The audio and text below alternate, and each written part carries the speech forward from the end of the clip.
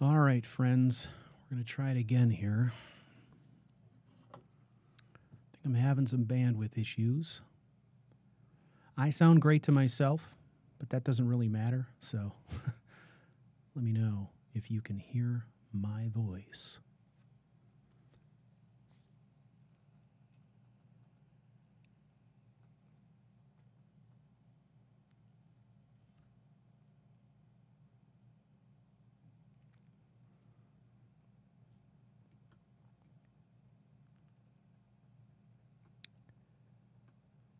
Looking for any kind of confirmation of being able to hear my voice. Anything whatsoever.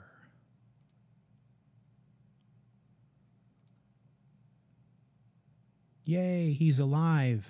I assume that means you can hear me? Is that what that means? Let me know.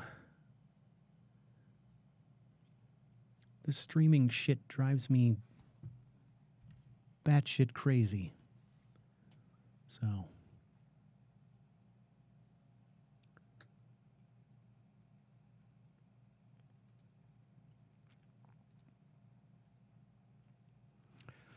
Anybody out there?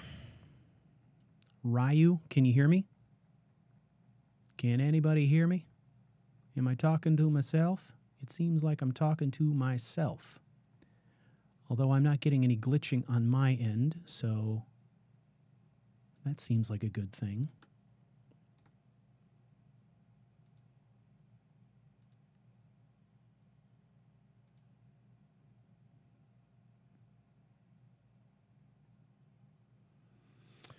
Okay, so you can hear my voice. Everybody can hear my voice.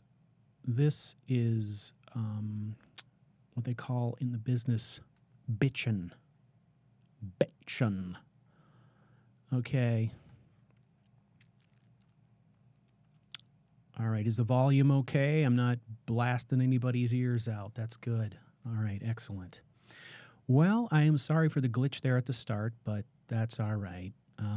It's a work in progress, my friends, and that's part of what I want to discuss this evening. This is a channel update. There is a lot of stuff happening, and not all of it is good, not all of it is bad, but I'm going to go over some of that in detail. This won't be a long update. But I'm hoping it'll be thorough and give you an idea all of where the channel is at currently and when you can expect to see some of your favorite Let's Plays and so forth return to YouTube. So let's get started. Some changes, obviously, to the studio. It's a work in progress. Stuff is constantly in flux. Joe, Matt, and I have so many great ideas, but just not enough hours in the day to execute on all those ideas. So I thought it would be probably a good time to do an update because I personally have had some setbacks on the computer front, but I am dealing with them. These setbacks are going to mean that production of my Let's Plays, all of them, is going to be delayed until probably mid-August. So regardless, I am still working on other things. There's always stuff that I can work on. But there's been an ongoing issue with my gaming PC, and it is the primary workhorse for a lot of the things I do, and I realize that I'm probably too reliant on that single PC, which is a single point of failure. So recently, I believe what happened is that I fried a portion of my motherboard that controls the HDMI and mini display port. So I was unable to run external monitors except through VGA.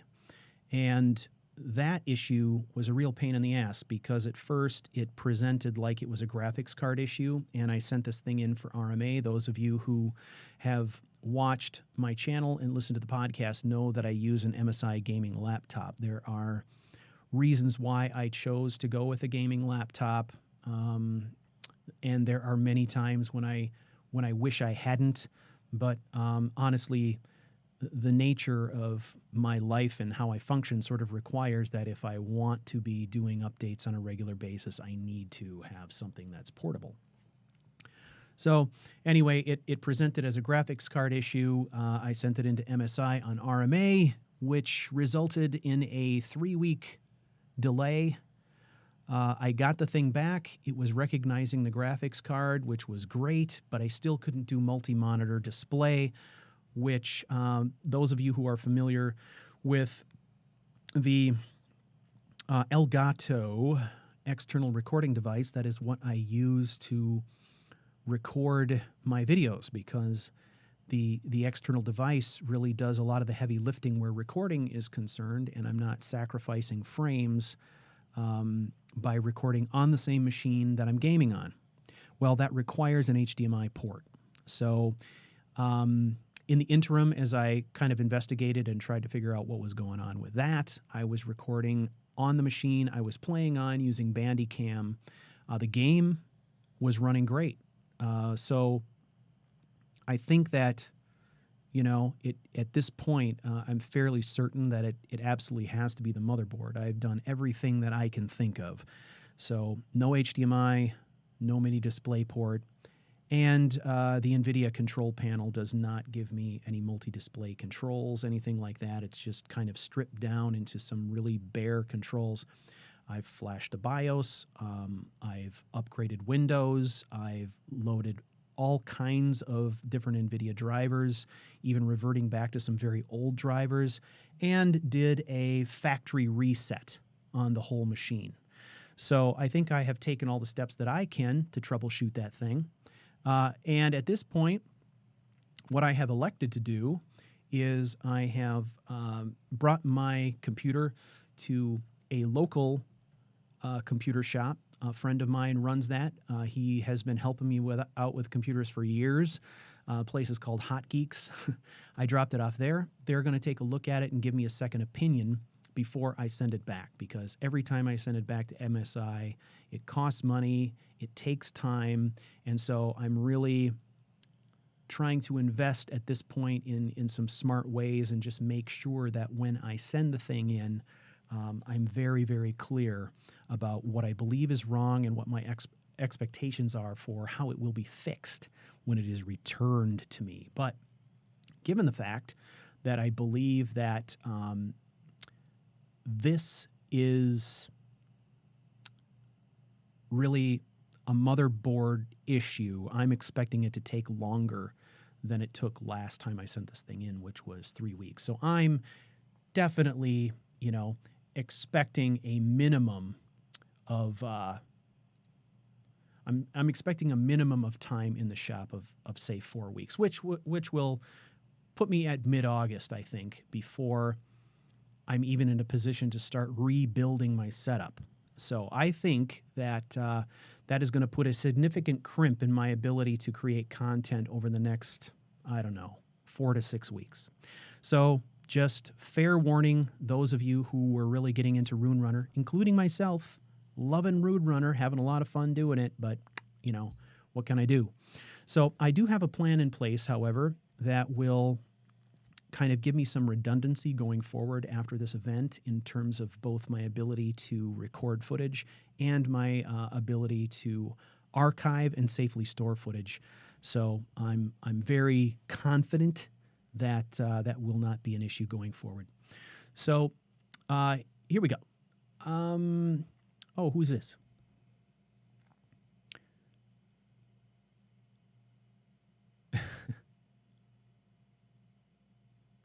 Yeah.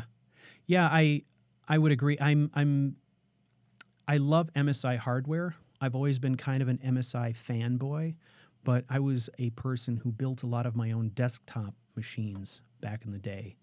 And I I will tell you that I hate to diss on MSI because they make great machines generally and great hardware. That's been my experience.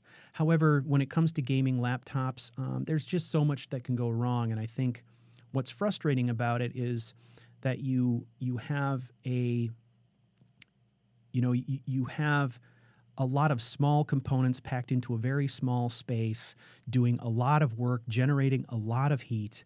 And the problem is when you buy a laptop, as soon as you crack that laptop open and try and fix anything yourself, you void the warranty. So that is the drawback of a laptop. It's the convenience of being able to travel with it and game wherever you want to game, but it's the ongoing pain of having to send the damn thing to City of Industry, California, every time something goes wrong.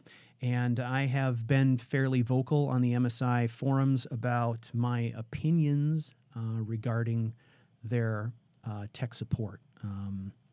I've been very disappointed. It really isn't tech support. And from the customer experience perspective, I think what they need to do is set proper expectations. Basically, they have three responses. They say either download a new graphics driver, or they say reset to factory defaults, or their final response is, get an RMA number. So I've been fairly vocal about basically explaining to them that in my view anyway, from the customer experience perspective, they need to either empower their people to actually do real technical troubleshooting and hire people who are capable of that, or they need to just rename the department to the RMA support department, because that is, in essence, all they're providing. So anyway, that is part of the reason why I'm taking so many extra measures to send this thing back to them with a very exhaustive list outlining what my expectations are for when it comes back to me. Hey, hang on a second. The janitor's vacuuming outside my office. I had to close my door. Okay, so what else is happening? All kinds of shit is happening. So obviously, the laptop is a little bit of a lemon right now, but we're making lemonade, right? As I said, I've got a backup process in mind, so I think we're going to be good there. And in the meantime, that gives me 4 to 6 weeks to focus on some other things, to make some plans, to prep myself for what's going to happen when I am back up and running with the machine and all that stuff. So let's talk a little bit about what's going on. First of all, you may notice a couple of changes in the studio. We have elected to try to, now that we're live streaming, at least most of the time we're live streaming, the plan is to really try to make that a standard part of what we do in as many episodes as possible, and we're constantly working on upgrading our capabilities where this is concerned. We recently made some small investments. Thanks very much to those of you who are supporting us on Patreon. I challenge you to find another channel, another podcast, another, small Patreon group in our space anyway, that does more with the money that we get than Character Crusade and Couch Warrior TV. I mean, we are constantly working on ideas and things. So one of the things that we've done is tried to think of ways that we could sort of amp up the way that we present our live stream, because honestly, after watching the last one myself, I was like, this is pretty good content, but whoa, is it boring visually. It's three dudes sitting there looking back at you on the camera, and it's like, wow, I know we can do better than this, and we don't necessarily have the capacity or the desire to do any kind of a big fancy set or anything like that.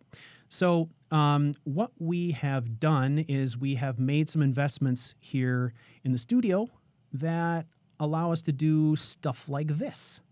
Hey, check it out. Check it out. We've made some investments that allow us to do stuff like this. Hey, how you doing over there, camera number 2? So we're trying to do some things that will help us kind of, I think, enhance the way that we operate. So what we've done is put in place a green screen. Now we're still working on our lighting setup. We don't have our lighting setup down yet. That's why I look a little bit janky and all of that stuff. But we're working on that.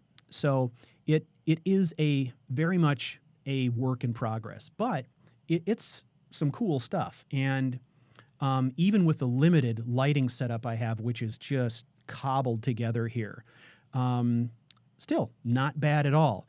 So the cool thing, I think, about this is we're not looking to just fancify the way things look. We're looking to really embrace the whole idea of what we can do with a green screen. One of the things that we always talk about in the podcast and on the channel is this idea of living Skyrim. The whole thing started with Fleet's story. Aranis Arcana became not a let's play, but a let's live, where we're focused on really trying to live in the space, occupy the space, role play the characters. And what better way to do that than really immerse ourselves in the environment in all kinds of interesting ways, such as broadcasting from the Bannered Mare. There's no reason at all why we couldn't broadcast, the three of us, our, podcast from the Bannered Mare. That seems like a great idea. Or we could do it from the Sleeping Giant. Why not? Provided that we don't step on anybody's toes, we could do it from the Temple of Dibella, right? I kind of like the thought of that, actually. The Temple of Dibella. Yeah, that could be exciting. So, I think there's a lot of things that we could do here. Hey, we could broadcast outside on a pier, right? Sure, we could totally do that. In the mountains. In the mountains, yes, of course. And I think the thing that is the most exciting to me is the potential for really going beyond that to something like this. And so what we are doing is we're announcing that coming up very soon, I don't know if it's going to be in the next live stream or the one after that, we are going to be taking you on a podcast tour of Skyrim, and we are going to be broadcasting Character Crusade podcast from some of the most amazing locations in Skyrim, and we will be doing it not as just a slideshow, but actual video that puts us in the space, and we're going to visit some interesting places.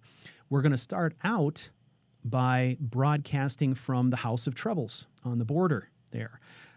So if you're not familiar with the House of Troubles, that is a mod that was created by Joe and I, and you can download that. It's just a crazy inn/tavern/hostel that sits on the border between Skyrim and Cyrodiil. We're going to do our first road podcast from the House of Troubles. And then from there, we will be taking the podcast on tour all over Skyrim, and we are going to try and make it an interesting experience for you. Look for some more announcements coming up. We would love to try and do this on our next podcast, which is scheduled for next Monday. That would be the 25th.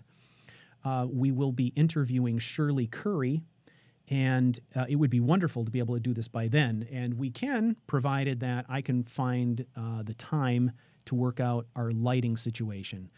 It's certainly not an expensive problem. It's just something that requires a lot of testing and, all that boring stuff. So, but yeah, we're having great fun here, and we've got lots of great ideas. So Shirley Curry, if you are not familiar with her, she is a 79-year-old Skyrim player and YouTube Let's Player. She has so many awesome videos out there, really entertaining to watch her play Skyrim. She's going to come on the show and chat with us.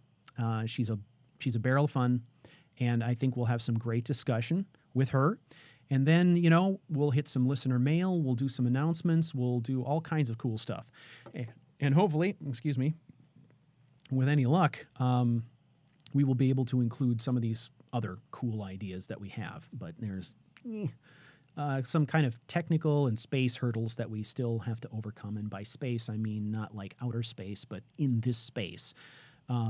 So should be interesting, and we're all really looking forward to that immensely. So if you have some ideas, some thoughts about places you'd like to see us go on tour, we're definitely planning on hitting all of the main inns and taverns, but we want to hit some of those iconic locations. We've thought about doing a podcast from High Hrothgar and stuff like that. So let us know what you're interested in, and we'll do something fun with it. So more than just a podcast, hopefully an experience. So let's talk a little bit about Rune Runner. And you know what is awesome? What is awesome is that we have Dirty Weasel in the chat room right now.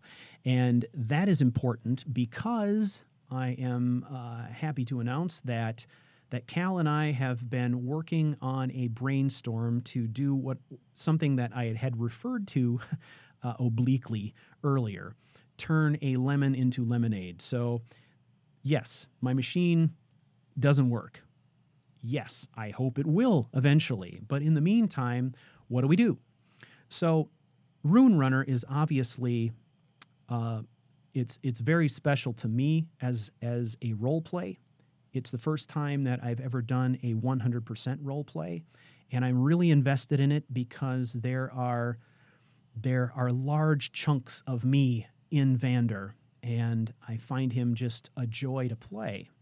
And his is a story that I want to continue. So I've been giving some thought to how to do that. And one of the things that came to mind is I know this great guy, Cal, who really understands mods and really knows his way around Mod Organizer way better than I do, as he would probably tell you after looking at my mod list. So what we've decided to do is we're going to combine forces, and we are going to work on a program to try and build some efficiency and some new mods into Vander's Mod Organizer profile. So prior to working on my machine and doing a factory reset, I did backups of everything. Vander's facial data, all of his saved games, his entire mod list exported from Mod Organizer in a CSV file, so I have a complete record. Plus, we've got the Mod Watch list that shows everything that's in his load order. The plan here is that when the machine comes back, we are going to pick up the Rune Runner story where it left off, which will be with episode 7. However, I am going to be restarting that from basically a brand new profile with a brand new configuration, if you will, of mods. So Cal has agreed graciously to work with me on this, and the idea is to really try and make it as efficient as possible. So where right now I may be using 10, 12 mods to kind of create some of the weather effects that we see in the game, we are going to examine all of that stuff, and we are going to rebuild it so that I can get really good weather effects with many fewer mods. Cal and I have discussed this. We're still kind of working out some of the details, but the plan is to share that process with you, the audience. So we're going to formulate a plan and then do a series of episodes where Cal and I do research and we work together to try to implement the mods and build out Vander's profile in a way that will make it more efficient, less prone to crashing. And my guess is that everybody is going to benefit from what we discover. Now, I think the special circumstance here is that as a YouTube role player with many profiles and stories going on, I have some very specific needs that that we're going to have to respond to. And one of those is that Fables is continuing. Five Fables is not going away. Five Fables is on hold while I explore this 100% roleplay thing, right? Which means that I need to have the capability of creating sort of a base profile that all the characters in the story can use. And so when we are putting together the mod list and the load order going forward, we're going to be thinking about that sort of efficiency. And that's not the kind of thing that everybody contends with. I mean, most people who are just playing the game can create a profile in Mod Organizer and dump in whatever mods they think are appropriate for that character. In my case, I need to have a base set of mods that create the world space for all of my characters, and that includes Vander. And then I will introduce individual mods into each character's profile that are specific to them and their story. So I have begun the process of going through this, and I spent some time last night going through all the mods in Vander's load order and trying to determine which ones I could just throw out right away, because my mod list is up to 193 mods, and I consider Rune Runner to be one of the least complicated profiles that I run, which is ridiculous. So I think, I'm interested in a long-term story and in a stable game and a nice-looking game, and I'm interested in making videos and not spending all of my time patching and configuring, and Cal is going to help me do that. So when we are all done, my profiles and my mod organizer setup will be Dirty Weasel certified, and I'm pretty excited about that. And I love the idea of kind of doing some co-op work with Cal, because he does amazing things, and I think the combination of what I'm trying to do, pushing Skyrim on the storytelling side, with his knowledge of what's going on under the hood, I think will be a great sort of interesting combination and make for some really kind of cool videos. So I'm hoping that you're as excited about that as I am. Maybe you're not, I don't know. But when my machine returns, then we will be going through that whole process of getting that stuff set up. In the meantime, there may be a couple of videos coming out or something where we discuss kind of preparing for that and some of the steps we're taking at the moment to either research things or do some planning or download and archive versions of the mods we know we're going to use, so that we don't have to download everything all at once. We can have some stuff kind of done in advance. So that is that. So let's talk in a little bit more detail here about Rune Runner. It's going to be completely retooled. In other words, the visuals may not look the same when Rune Runner comes back, but I guarantee you they're going to look awesome. It's going to be rebuilt from scratch so that I'm not trying to shoehorn a saved game with a bunch of garbage in it into the story. There are definitely a bunch of mods that I'm going to jettison. I've already done that, and there'll probably be more to come that I will just get rid of flat out. So my plan is I'm basically going to rebuild Vander from scratch, and work him through the levels that we've already been through off camera, so that when he starts, he's starting in exactly the same place as we left off, at exactly the same level with the same basic setup. But we are thinking of introducing some things that into the game that I think will make it a bit more exciting. So we are doing some analysis, and we're not ruling out E and B. We're not ruling out perk overhauls. So we're going to research all that stuff, and it should be lots of fun. So at that time, I think we're probably looking at late August would be my sense right now. And when I am up and running again, Rune Runner will be my first priority. I will get episodes of Rune Runner out, and then I will do what I can to wrap up Mortal Blade, and then also continue our 3-play called Wayward with our new character that Joe, Matt, and I are working on together, named Siley. That will be continuing also, so you can look forward to that. What else? What else do I need to talk about? Anybody got any questions while I'm here? I'm certainly willing to answer any questions you might have. Let me know.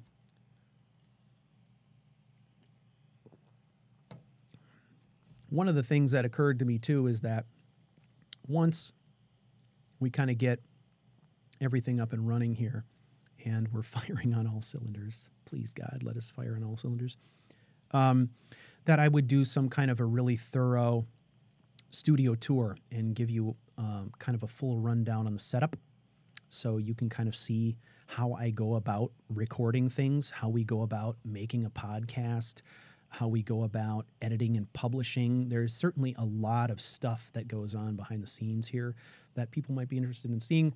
So the plan is to do some of that. If you haven't noticed yet, Joe has started publishing on our website his journal writing, and these are journals from Enaroth. So he published, I think, an 11-chapter story on his character Enaroth, which is amazing. He has recently published volume 1 of Enaroth's journals, and there will be many more volumes coming out. And then he's also published a cool new short story that provides a bunch of interesting lore and background for the House of Troubles. And this is going to be kind of a recurring theme. Joe and I have discussed this, and we have decided to basically make the Five Fables world into a world space with kind of its own lore or its own explanation for the high-level conflict that creates what we see going on in Skyrim. So as you know, in the podcast, we talk quite often about how can we create a larger conflict that helps us tie together all these smaller conflicts that are going on throughout the Skyrim experience. And a lot of times we get emails from people who are struggling. They're struggling with coming up with a concept. Well, we decided that, hey, struggle no more. For those of you who aren't interested in developing your own higher level framework in which to build your characters, you can use the Five Fables framework to do it. This is a larger conflict that is kind of the backbone of the story I'm telling in Five Fables. So we are going to do a combination of different things: mod recommendations, lore, and other written materials, images and videos that a person could use to kind of get into that Five Fables space and understand sort of what the larger conflict is there, so that you could play a character, if you like, inside that space. Kind of a ready-made macro conflict, if you will, that you can use to run your character through Skyrim and base a lot of your in-game decisions on and tie all your side quests together and all that stuff. So if that sounds interesting to you, stay tuned. Joe has been working on that. So he's been producing some lore pieces. He wrote a 16,000-word lore piece on kind of the background of Haldir's Cairn and how that links to the House of Troubles. And then he's recently been working on another short story that continues to feed the lore around that. And we are sort of working on a loose framework that both of us will be writing inside of. We'll be doing written pieces that just kind of speak to how all of that stuff fits in. That's part of our goal here coming up.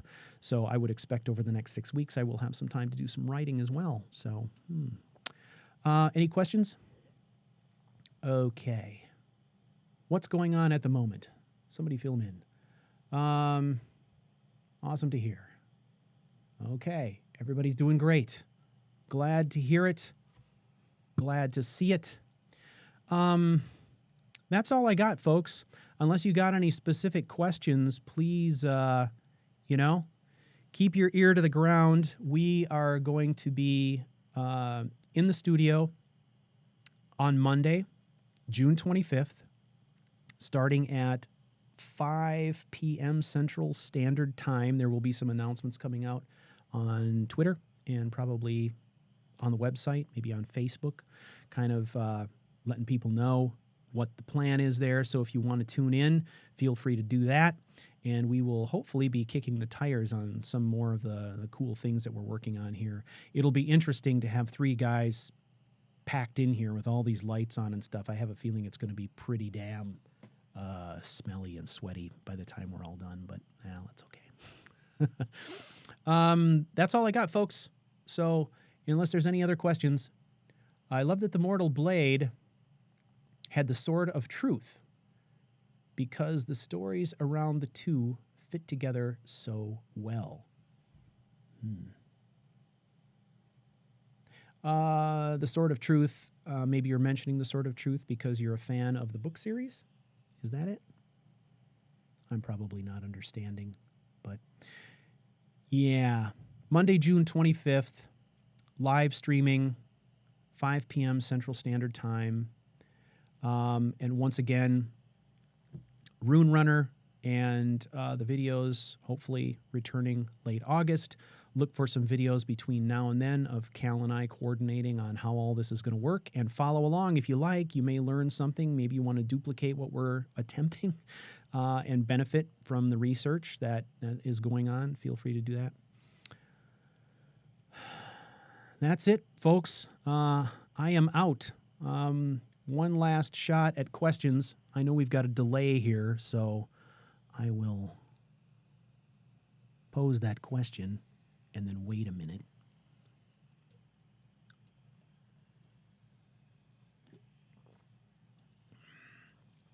Okay.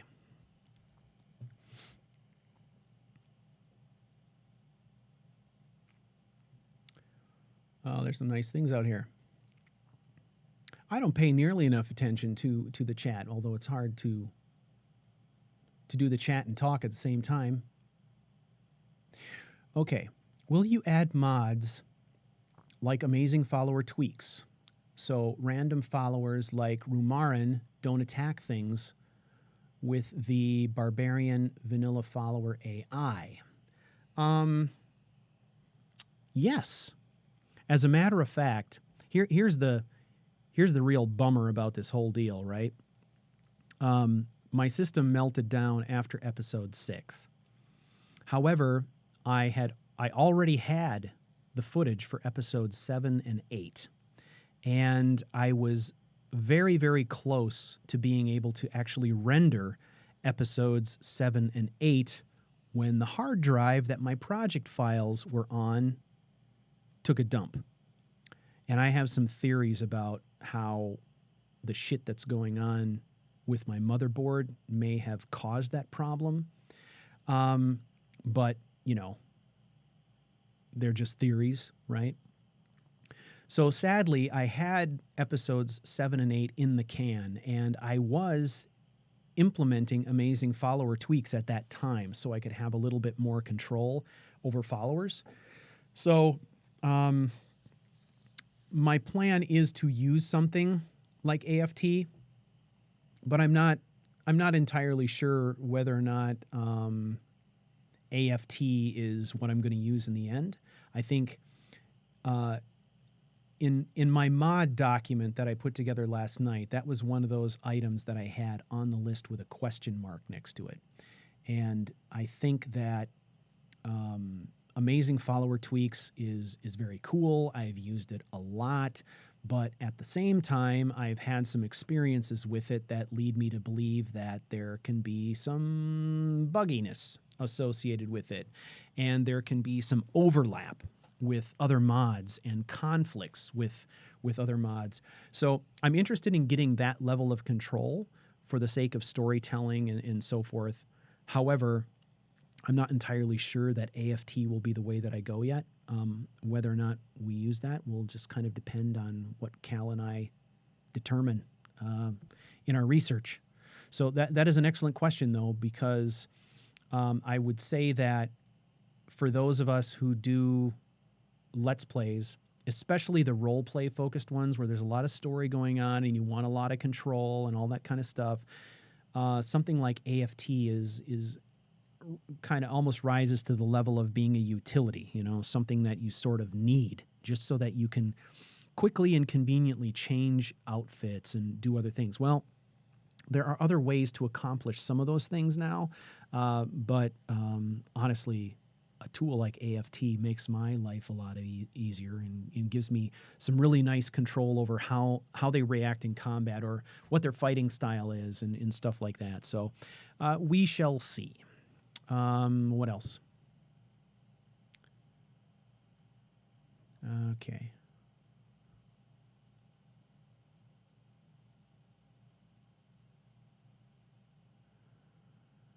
All right.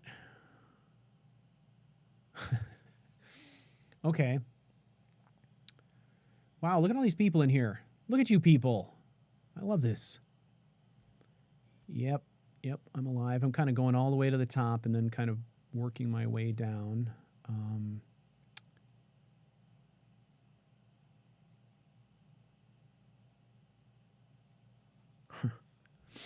So somebody wants me to do a Let's Play in Blackreach?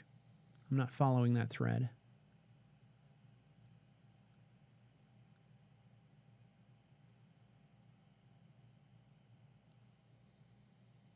As long as I make videos, I will watch them. That's awesome.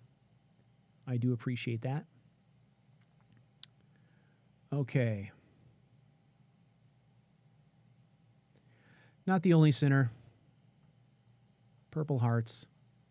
I love you too. Love always. If anything goes wrong with the game history, can we blame Cal? I would say yes. I would say that, you know, if anything goes wrong, I would sort of prefer that you blame Cal. Yeah, if you could. No.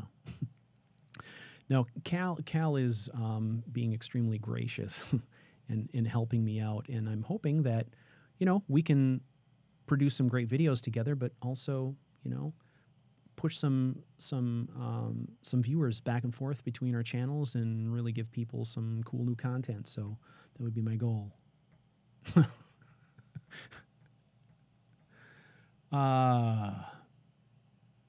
Would you ever stream Skyrim? Just kind of play and talk to fans. Okay, yeah. The problem I have with streaming is that I don't have a wired connection for streaming. And that is a function of where I broadcast from. So because I do almost all of my Skyrim work exclusively here in the studio, I've only got one machine that I can effectively attach to the network. And other than that, it's all Wi-Fi. So if I stream a gameplay from my gaming PC, it's going to have to be on Wi-Fi, and I'm a little bit skeptical how well that would go. I'm certainly willing to try it, and I would love to be able to do it, but I'm not entirely confident that it would be a really great experience, honestly. But it's something that I want to sort out. Certainly, there's a lot of cool and interesting things coming up in the Skyrim community, a lot of things that we have to look forward to. Among those, the remaster, and then things like Skyrim, Skywind, I mean, Enderal, you know, and in this whole Skyblivion initiative, all of that stuff, right? That's all amazing content and lots of content, all stuff that we can look forward to seeing in the next year, 2 years. I would love to be able to live stream some of that stuff and just play it free form, you know, play it blind. So I don't know.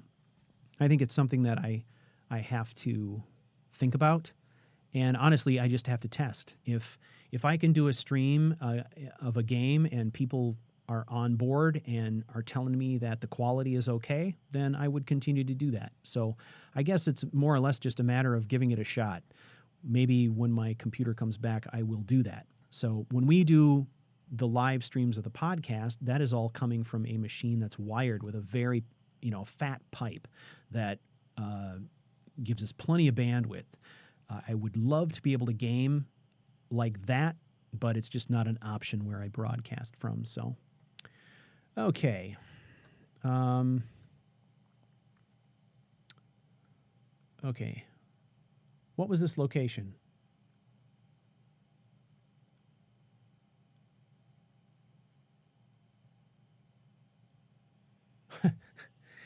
Vander will always come back for pie. Yes, absolutely. Always for pie. Um, all right. Let's save a little bandwidth. How about that? Gorgeous. Okay. So I'm missing part of this one about a location that we can stream the podcast from. I feel like my monitor is like a freaking mile away, so I can barely see it. Getting old.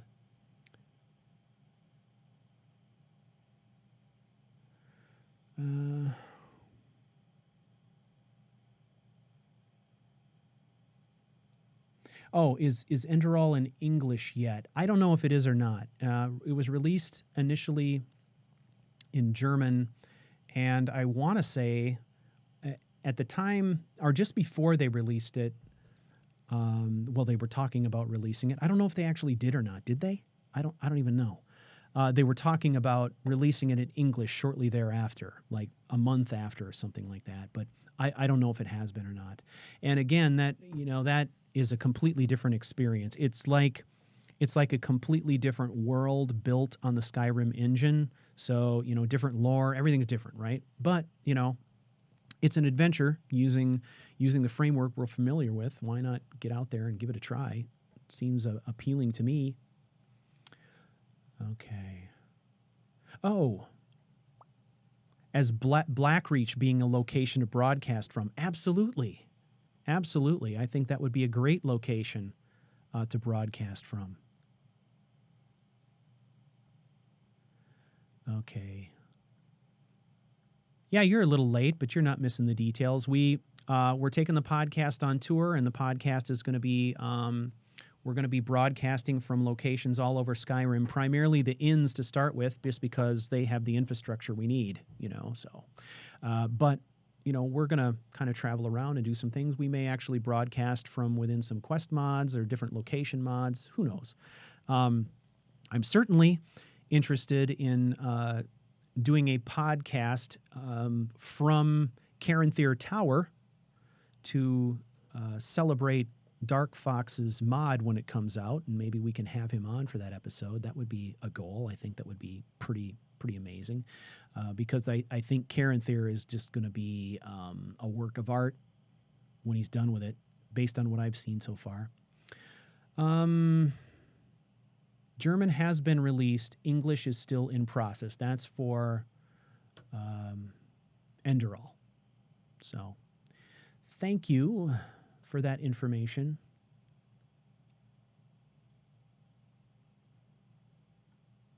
As far as the reception in Blackreach, yeah, I think I think with it being so far underground, there could be some reception issues, but I'm thinking, if we wire ourselves up to that big globe, and use it as an antenna, we might be able to increase our broadcast range. So leave it to the Dwemer.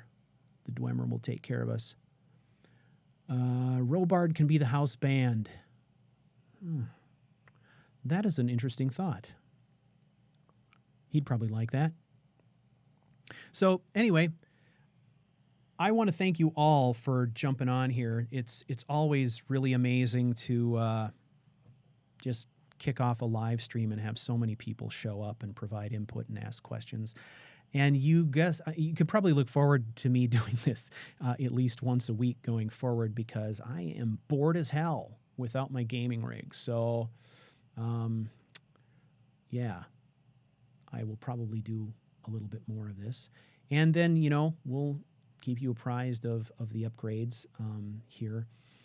Joe and I have some interesting plans for sprucing up the inside of the space, the surface of the table that we're working on, and all of that stuff with the right materials and props, so that it actually fits into the spaces we're broadcasting from, which should be kind of funky. I don't know. We'll see. So I want to thank you all for joining me. It's been wonderful. I apologize to any of you who have left comments on YouTube over the last couple of weeks and found my responses to be terse and crabby. There's definitely a reason for that. Crabby as hell, but I'm over it. And I think that has a lot to do with the fact that, we have a plan, and I feel like it's going to be good. And honestly, if you haven't noticed, whenever my machine goes south, crazy shit like this happens. So I sat down and got serious about learning how to stream our podcast the last time I sent that machine in for RMA. So sometimes these breaks are great, and it gives me time to plan and think and do other things and experiment. And this is a giant-ass experiment right here. So I thank you all very much, and I look forward, hopefully, to seeing at least some of you in the live stream next Monday, the 25th, 5 p.m. Central Standard Time. Couch Warrior out.